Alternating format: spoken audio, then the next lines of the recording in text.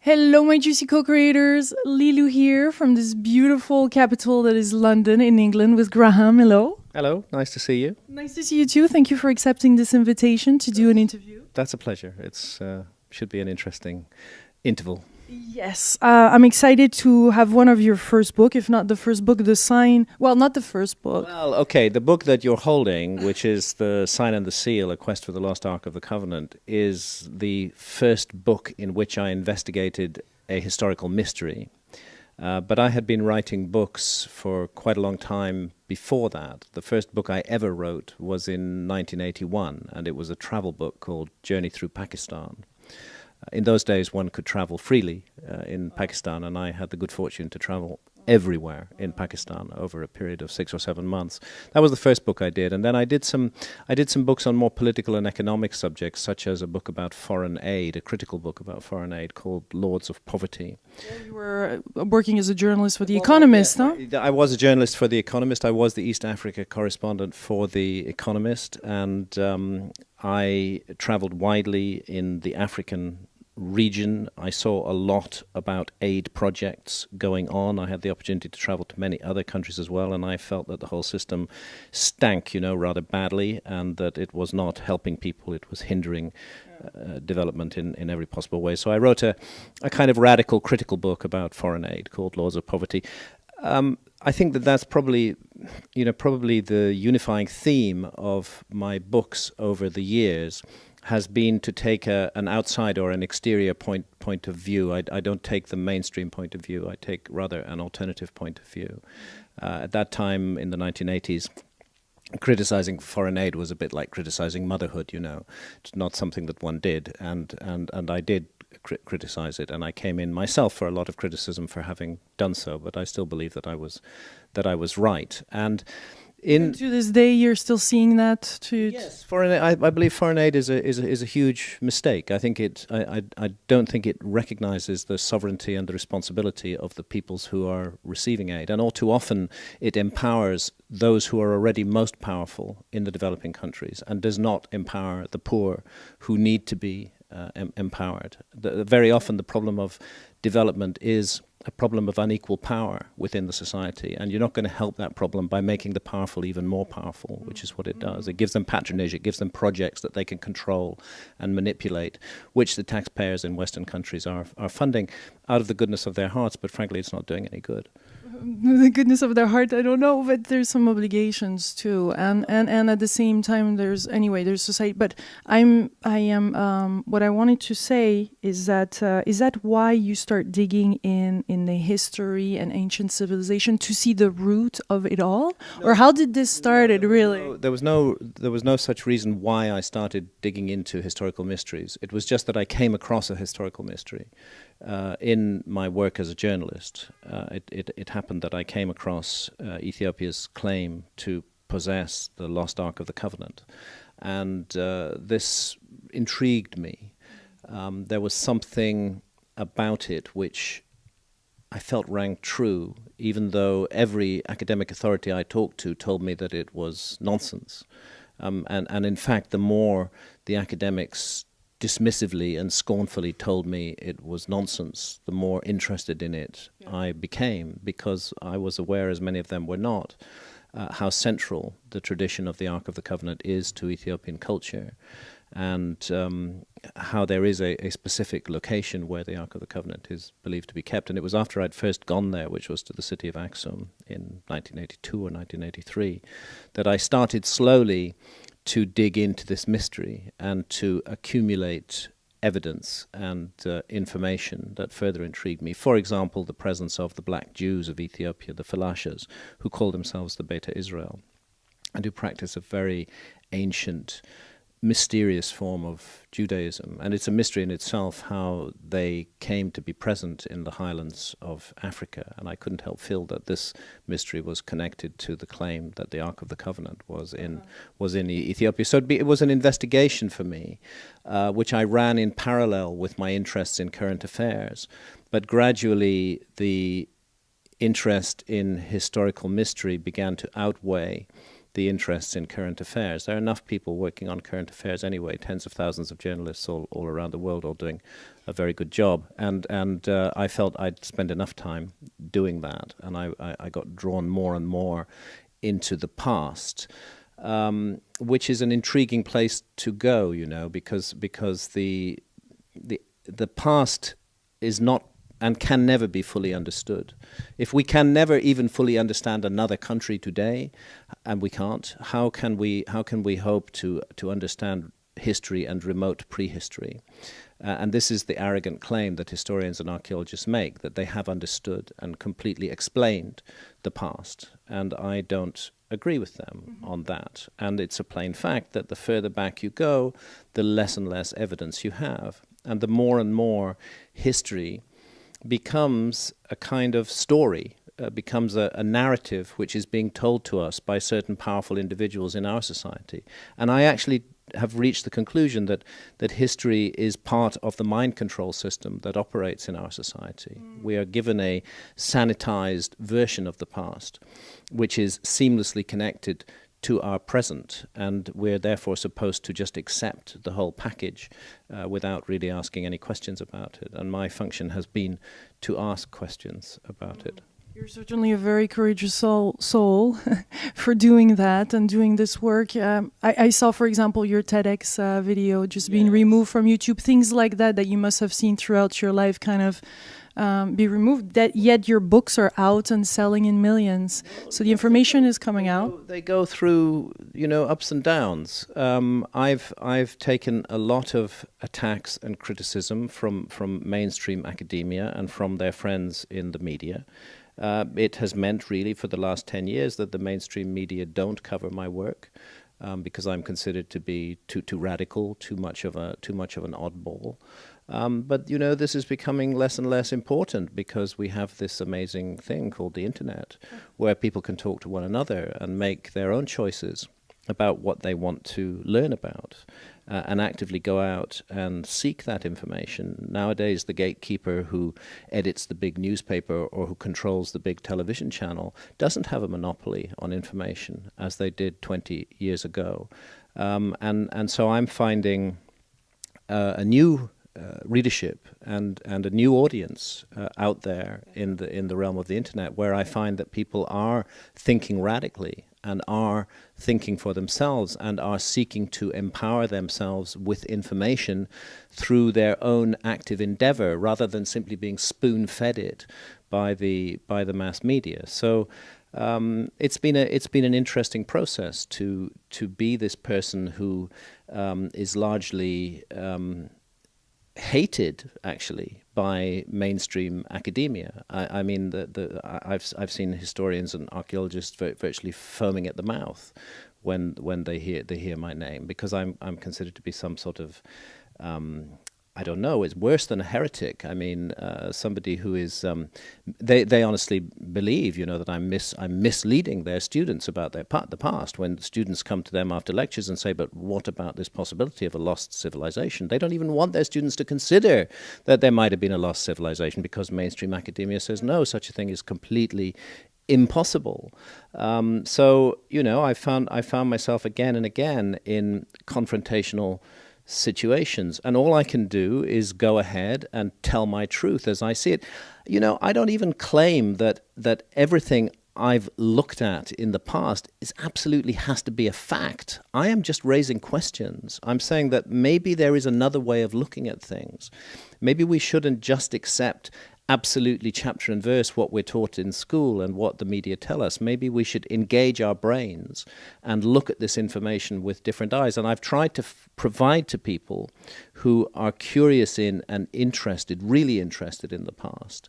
I've tried to provide them with ammunition and with data and with logic that helps them to do their own work. Now, the TED thing that you mentioned was very curious and very odd, because I really, when I speak of mainstream media, I didn't put TED in that basket. I thought, well, there were some very exciting and radical and interesting talks on TED.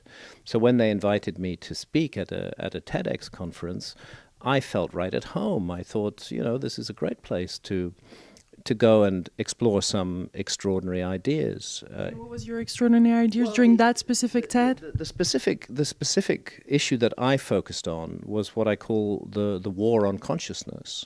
The notion that our society idolizes one particular state of consciousness, which I call the alert problem-solving state of consciousness.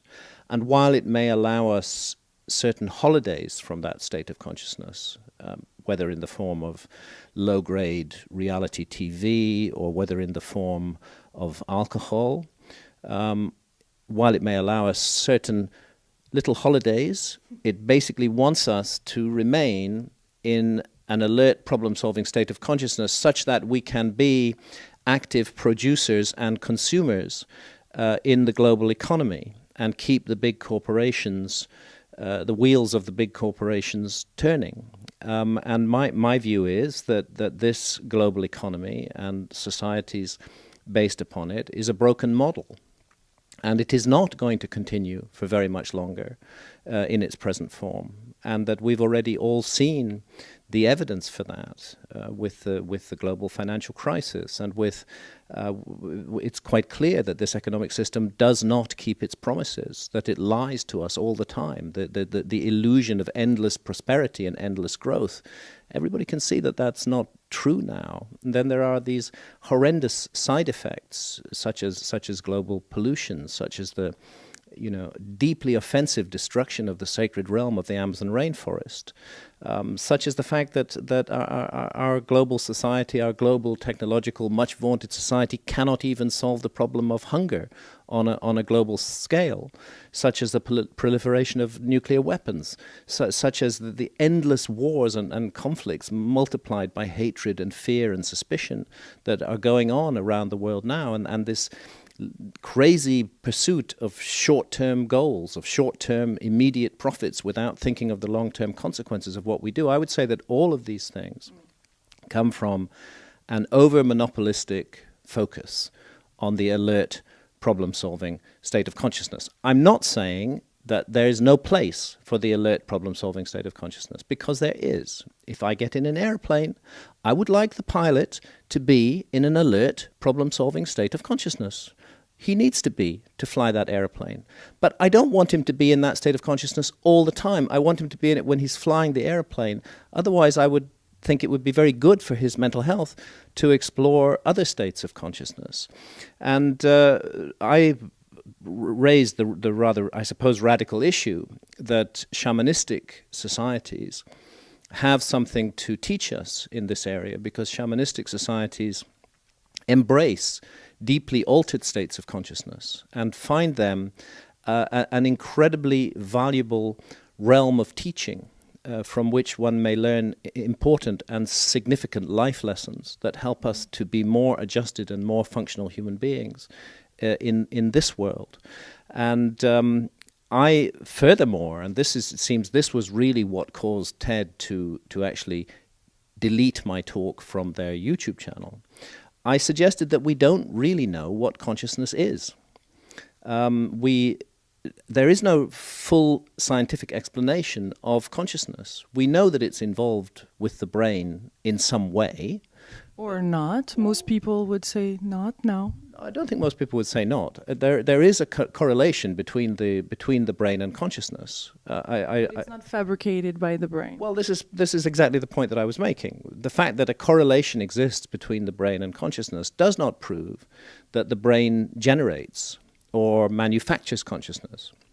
And that is the mainstream paradigm, that consciousness is a product of brain activity. And actually they call it an epiphenomenon of brain activity, almost as though it's an accidental product, that somehow through the process of survival of the fittest and evolution over millions and millions of years, I'm describing the mainstream paradigm at the moment, that we've evolved these complicated brains to survive, to function, and that as a kind of accidental byproduct of that, we've got this thing called consciousness. And it's a kind of illusion, according to mainstream science, and there's nothing more to it than that. Therefore, if you buy into that paradigm, you cannot possibly believe, for example, in life after death. If you believe that your consciousness is an epiphenomenon of brain activity, then when brain activity ceases, that's the end of your story. Your consciousness goes out like a light. But the point I wanted to make is that the relationship of consciousness to the brain, to use an analogy, I'm not saying it's exact, but to use an analogy, may be more like the relationship of a TV signal to a TV set. In that case, when you damage or destroy the TV set, the TV signal still continues. So what I'm suggesting is that the brain may be a transceiver of consciousness rather than a generator of consciousness, that it may be what allows consciousness to interface with the material realm, but that it may not at all be producing consciousness. And this is called the non-local model of consciousness, that consciousness cannot be localized to the brain, but is in some sense external to and even completely independent of the brain. And it's a model that I happen to feel has huge merits, and I wanted to put that model across. And this conflicts with one of the fundamental ideas of materialist science, which is that consciousness is simply generated by the brain. And since materialist scientists, and when I say materialists, I don't necessarily mean that they love material things. I mean that they define reality in terms of matter, that everything should be reduced to matter. Just the case that scientists of that type are the principal advisors to TED as to what is acceptable and is not acceptable on their channel. And it was materialist scientists who insisted on my talk, and also the talk of my friend Rupert Sheldrake, that they should be removed. And although our talks were very different, what they held in common was a non-local view of consciousness. So I realized that what we were up against there was actually not science, not reason, but ideology, that this was in fact an ideological dispute that we were engaged with, and that under the appearance of science, what you often find, if you scratch it deeply enough, is pure ideology, based not on facts, not on evidence, but simply on deeply held opinions. So a man like power, and wanting to keep the power. Well, certainly wanting to keep power, and it is power when you can order a talk to be removed from the internet, simply because that talk does not happen to coincide with your views. Of course, again, now we come into the situation in the 21st century, where people are thinking freely and independently. To order a talk removed from the internet is not a very clever thing to do. Yes, they got rid of it briefly, but it was downloaded and re-uploaded again onto dozens of YouTube channels, and seen by probably far more people than would have seen it if they just left it alone. So they were exercising their power, but the freedom and independent thought of huge numbers of individuals out there frustrated that objective of TED's and actually turned it against them, which I'm very happy about. I was emotionally deeply touched by the huge support that I was given by a wide community of thoughtful, intelligent, free-thinking individuals around the world who just would not put up with that nonsense, would not be dictated to as to what they might know or not know here or not here, and who rightly feel that it's really up to them to make up their minds on the content of a talk. They might not agree with everything I say, and they're welcome not to agree with everything I say, but they shouldn't have it removed from them. They've got to be left to make up their own minds, you know. With all the research that you have done back in ancient civilizations and historical events and all of it, have you found out that these kind of the population being more and more knowledgeable and these kind of revolutions happening or this kind of turn in power do happen to make, is it something that happens before such a civilization can really blossom into something that is much more holistic in its view of the world, and therefore can really thrive and be not just materialist, but really understand our whole place in the cosmos? Human rights struggles have rightly been an important part of the human story in the last few hundred years. We have abolished slavery. There was a time not so long ago, 300-400 years ago, when slavery was considered absolutely normal, and some people were ferocious advocates of and supporters of slavery. Today, it's considered to be abhorrent. And I think we can all see how deeply and fundamentally wrong it is to take away the right to freedom from another person and make them work for you for nothing, which is what slavery is.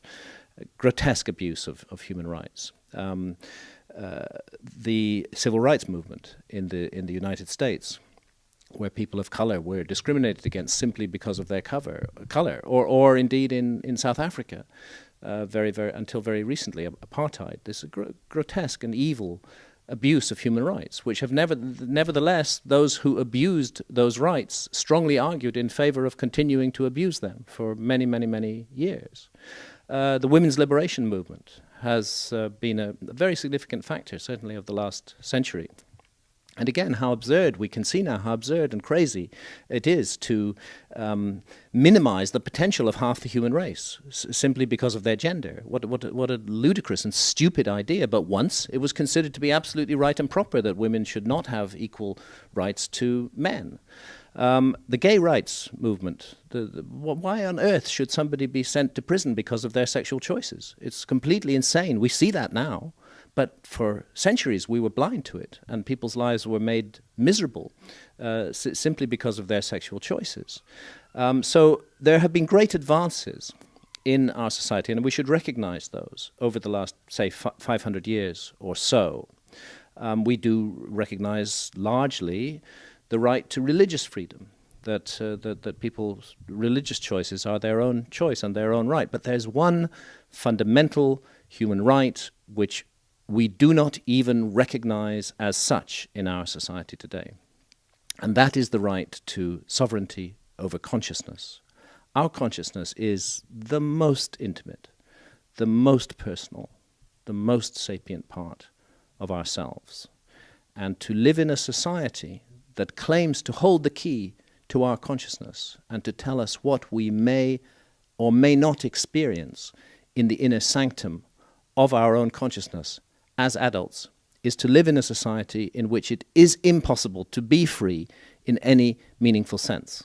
And it's an absurd irony that Western societies, which go around the world imposing their version of democracy, who confuse democracy with freedom, and who say that we will impose democracy on you, and you, are the very societies which most rigorously punish sovereignty over consciousness. And I speak here, it's a controversial issue, but it comes down, it's a litmus test of the kind of society we live in.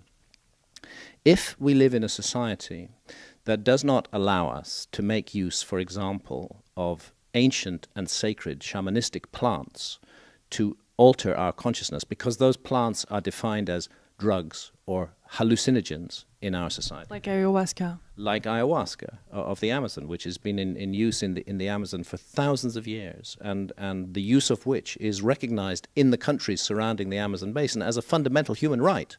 But in the West, consumption of ayahuasca, which means the vine of souls, can result in a prison sentence. And it has indeed resulted in a prison sentence for a number of individuals. This is deeply wrong. We have to be free as adults to make those choices, to choose to drink ayahuasca or not to drink ayahuasca, or whether it's psilocybin mushrooms or LSD. There's a fundamental right at stake here, and that is the right of the adult to make choices about what they experience within their own consciousness. Now, the defenders of the so-called war on drugs will immediately say, But if you alter your consciousness with those substances, you'll become dangerous to others. You can do harm to others. That's why we have to control you. This is complete rubbish.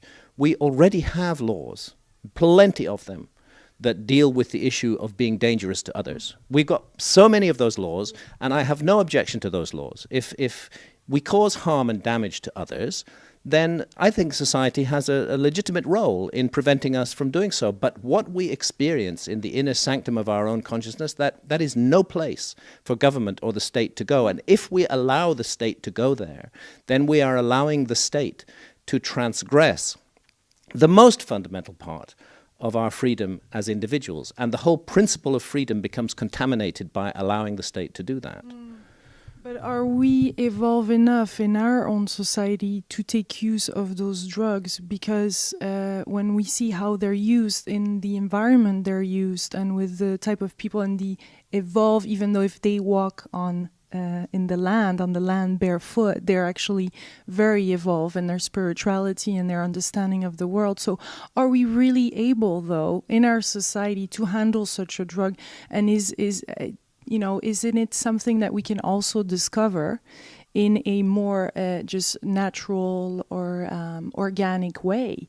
This unity, what can be more organic than plants, frankly?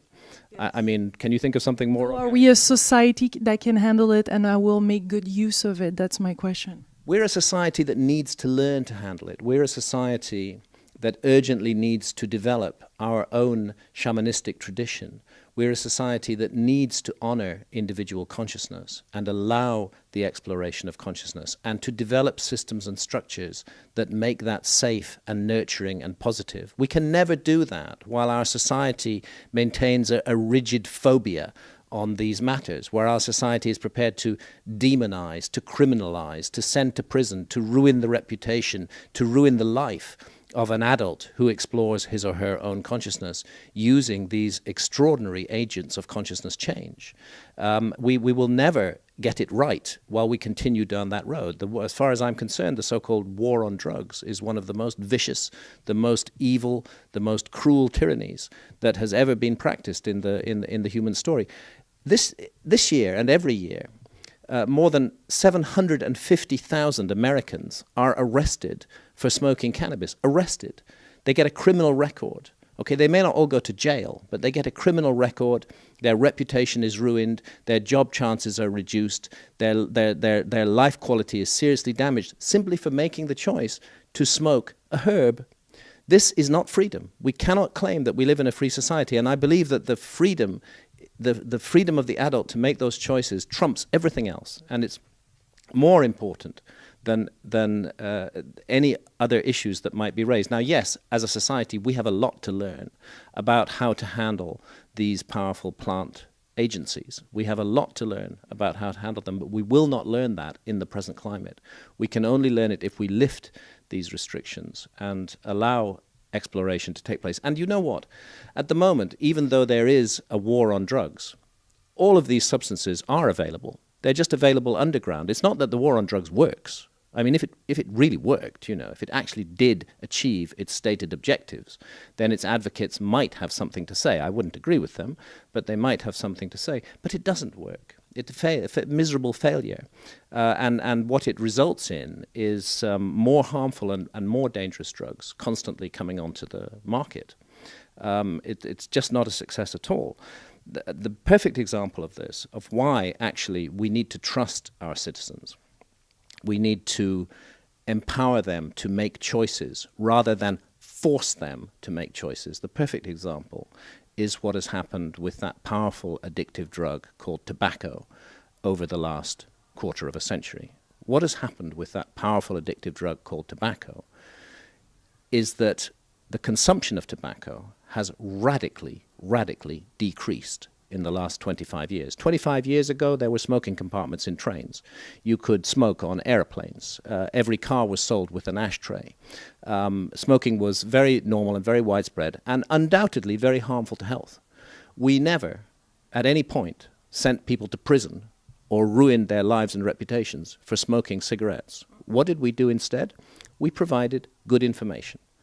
We said, look, if you smoke a lot, you're likely to get cancer. You're likely to get heart problems. You're likely to get respiration problems. The evidence is very clear. Why don't you as an adult just think about it and see what you decide for you? I know what I did when I stopped smoking cigarettes in 1988. I stopped because I accepted the information. Nobody forced me to. Nobody threatened me with a jail sentence or the ruin of my reputation. I was just provided with good information, and I made a rational choice as a sovereign adult that I would stop smoking cigarettes. And the result of that rational choice, multiplied by millions of individuals, is that smoking in the West has radically declined in the last 25 years. The same is not true of the illegal drugs. The drugs that will result in you being sent to prison and your reputation ruined, like cocaine, for example, their consumption has vastly increased in the West in the last 25 years. So it's a no-brainer, really. It's perfectly obvious. If you want to discourage the consumption of a drug because it is actually dangerous, just provide sovereign adults with good information that they believe, and they'll make the right choices. Mm-hmm. You don't have to send them to jail. So going back to the consciousness and the spirituality, what have you found as part of those ancient civilization that actually, because I saw you mapping with the Milky Way and the sky, some positions over, I know this is a conversation that you went many times into, but I'm wondering, because you just came back from Mexico well, some time ago, but you wrote the War God. Yeah, which is Graham Hancock as a novelist these days. I'm known for writing non-fiction, but for the last 5 years I've started to write novels because I think that fiction is an interesting way to explore extraordinary ideas. You know, in a novel you don't have to provide 2,000 footnotes. You can tell a story, a good story that people are drawn to read, but between the lines of that story you can embed intriguing and exciting information without having to consider that an army of furious academics will be knocking at your door claiming that you got this little fact or that little fact wrong, or you didn't put it. I get your anger. I want you to put it. I get it. But so you started doing fiction books after your experience with ayahuasca yourself. Yes. You did a book called Entanglement. Well, first of all, ayahuasca is one of a number of shamanistic plant medicines that are used by shamans around the world to enter a deeply altered state of consciousness, what you might call a trance state. Peyote in North America, southern parts of North America, the peyote cactus is also a shamanistic plant that is used to enter altered states of consciousness. The San Pedro cactus in the Andes, psilocybin mushrooms all around the world have been used in shamanistic ceremonies. The unifying feature of shamanism is altered states of consciousness. That's, if you want to take a single definition of what shamanism is about, it's about the management and control of altered states of consciousness to acquire information of value to one's life. That is primarily what shamanism is. And if somebody says they're a shaman and they don't enter an altered state of consciousness, then I would resist that. And I would say, well, that person is not a shaman. That person is something else. Call themselves something else, please. Don't call yourself a shaman if you're not using altered states of consciousness. By all means, visionary plants are not the only route to altered states of consciousness. The Bushmen of the Kalahari use a dance. They dance around a fire for often up to 24 hours at a time until they sense their spirits leaving their bodies and entering this other realm that they call the spirit world, which is a very interesting issue in itself because the spirit world is the other universal feature of shamanism all around the world. Fasting, sensory deprivation, put yourself in a dark, closed cave for a few days, and you will start having visions. Now then we can have the discussion, as we could with the plant medicines as well, whether those visions are anything real or whether they are simply the product of your brain. I happen to think that they're extremely real, but that's an argument. That's something that needs to be proved, and we're not in a position to prove it one way or another at the moment. So it's as though actually nature has taken, what I would call a belts and braces approach to allowing us many opportunities to enter altered states of consciousness. Nature has provided us with these bounty of sacred plants that allow us to enter altered states, of which I include ayahuasca. And ayahuasca is not one plant, but two plants. It's a brew made of two different plants from the Amazon. And either plant on its own is not effective. They have to be cooked together to produce the powerful psychoactive effects of ayahuasca. Now, I first got involved with ayahuasca back in 2003. Prior to that, I'd had very little experience of psychedelics, apart from one almost accidental, spontaneous trip with LSD in 1974 when I was 24 years old, which I enormously enjoyed but did not wish to repeat. Apart from that, I'd had no experience with psychedelics. I'd had quite a lot of experience later in life with cannabis, but cannabis is not rightly defined as a psychedelic. It's something else. But psychedelics themselves, almost no experience until 2003. And the reason I decided to go to the Amazon, seek out shamans, and drink ayahuasca with them was first and foremost for research.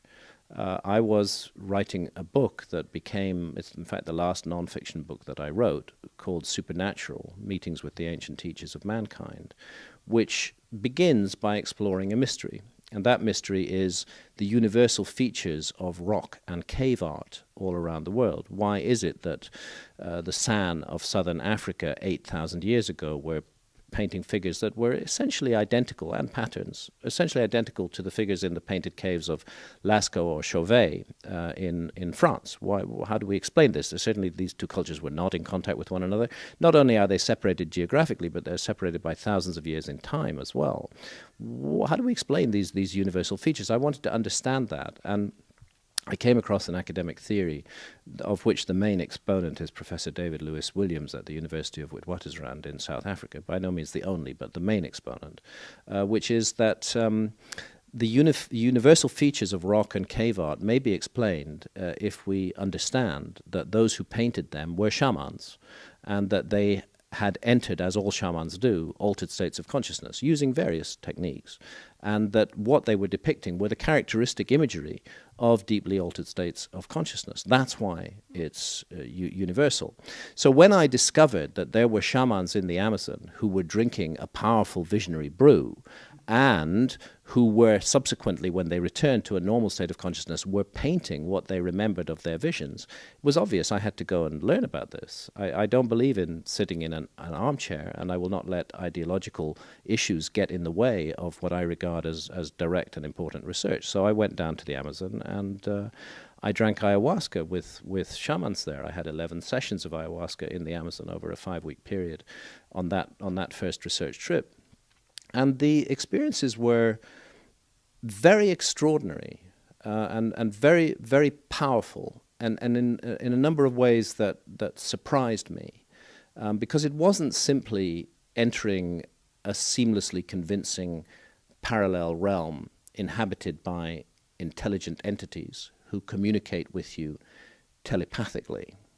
It wasn't simply that. Which that's what Supernatural was about, huh? Well, I was trying to get to grips with these universal features of supposedly unconnected cultures all around the world. But what I discovered was that the universal features may indeed be explained by the fact that they're all going to the same place, and they're depicting what they see there. Now, whether that place is real or whether it's a projection of the brain, that's an argument that we could have and that remains to be settled. But it's the universal features of the art are explained by the universal features of the experience, and amongst the universal features of the experience is what we can refer to as entity contact.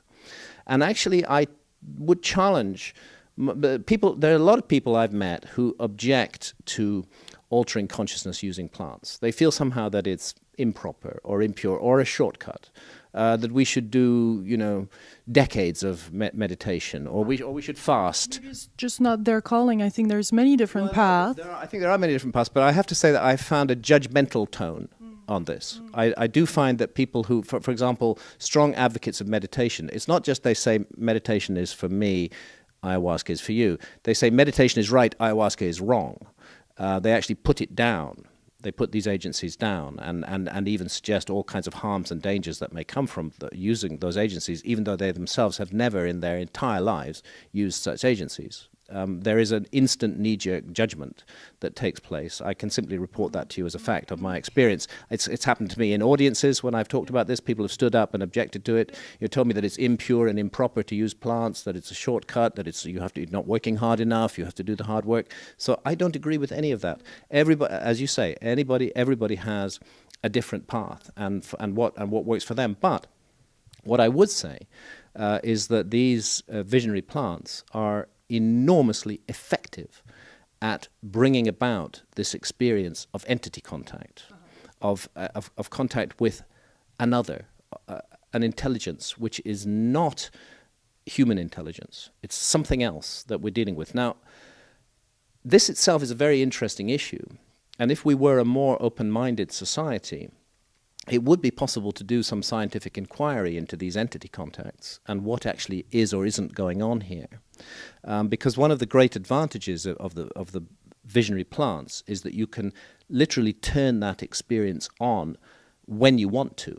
You know, it's not something that you have to get a room full of meditators to sit and just hope that one of them starts experiencing encounters with entities. You can very reliably and systematically produce that experience and allow that, and then you have the opportunity to explore and investigate that experience and really find out what is going on. I'm intrigued, for example, by the work that Dr. Rick Strassman did at the University of New Mexico with another powerful visionary agent. In fact, it's the active ingredient of ayahuasca. It's called DMT, dimethyltryptamine. Dimethyltryptamine is one of the two principal ingredients of ayahuasca, and dimethyltryptamine is normally not accessible orally. If you take it orally, it does not produce an effect because of an enzyme in our gut called monoamine oxidase, which literally switches off dimethyltryptamine on contact. So people in the West who take DMT, they smoke it. And that produces a very rapid, very short-lived, extremely powerful visionary experience, which lasts about 12 to 15 minutes. In the Amazon, they have done something really extraordinary, which is they've worked out a way to make DMT orally accessible. And that's by mixing it with the ayahuasca vine, which contains a monoamine oxidase inhibitor, which switches off that enzyme in our stomachs and allows the DMT in the leaves, the other aspect of the brew, to become orally active, and produces not a 15-minute journey, but a 4-hour journey into deeply altered states of consciousness. And it's a really rather fascinating thing. So I initially went to the Amazon purely for research reasons. I felt I couldn't write about this without experiencing it myself, and that I would probably be able to shed more light on it if I did experience it myself than if I just read about it. But what I experienced was so extraordinary that I felt it was worth continuing with the investigation, and that it also became a spiritual work for me. Because I found that I was getting life lessons from ayahuasca. They do regard ayahuasca as a teacher in the Amazon. They speak of she. Yeah? Most of the people that took it say she. Is that seen as a god, as a soul, as an entity, as a kind of goddess, connected to the world, to the planet Earth. The mother goddess of our planet would be the way I would put it. And again, I emphasize, I cannot prove to you or anyone else that this entity who have worked extensively with ayahuasca have come to call Mother Ayahuasca, that this entity exists at all. She may be entirely a kind of collective fabrication of our minds, but I don't think so.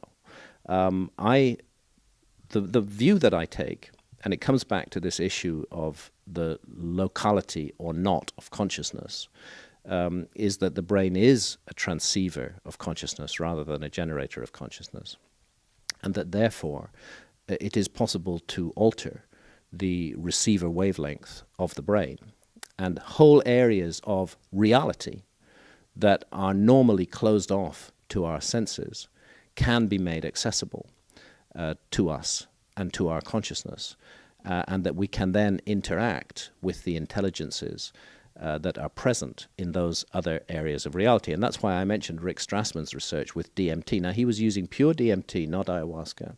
And to overcome the enzyme issue, he was giving it not, his volunteers were not smoking it, they were receiving it as an intravenous transfusion. And they were not comparing notes, but many of the volunteers started reporting contacts with the same entities. And several of them, and to me this is very intriguing, were told by those entities, "We're so glad you've discovered this technology. Now we can communicate with you more easily." This to me is a very intriguing issue. Is there, are we literally seeing reality through a glass darkly, as the saying goes? And if we can cleanse that glass, is there so much more of reality we can see and interact with in a nurturing and positive way? I don't deny that there are also dangers.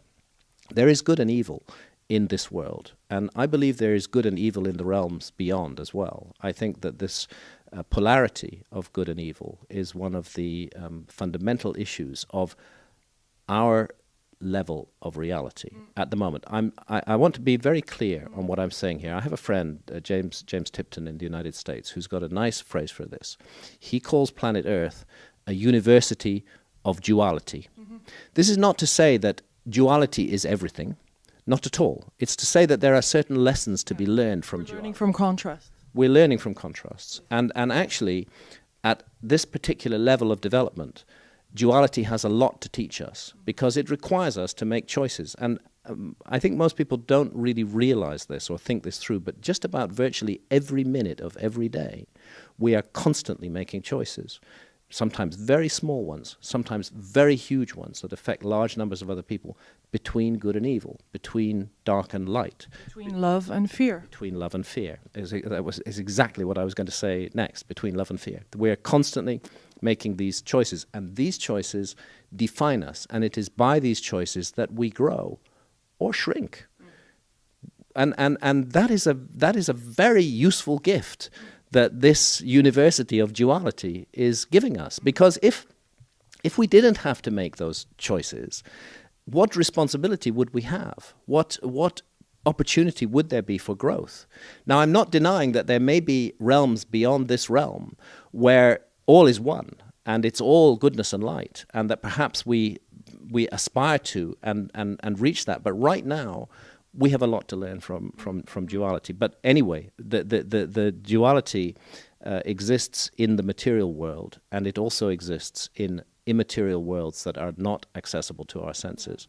And therefore, when one opens the door to those realms, one opens the door not only to angels, but also to demons. Is that based on our own perception of life that we have those experiences, or shamans and people really living in this unseen world and that are used to it also have this experience? Because it seems like when I speak to some spiritual teachers, they're like, there's no such good or bad. It doesn't really, it's not like dark or light. It's what it is, and then it's what you make of it that is the challenge. They're quite possibly right about that. I don't put that view down. I happen to have my own view, which is we say that it's bad for us, but in the end, that same challenge in our life, disease, job loss, or divorce, or whatever, can be exactly the most supportive thing. Important lesson.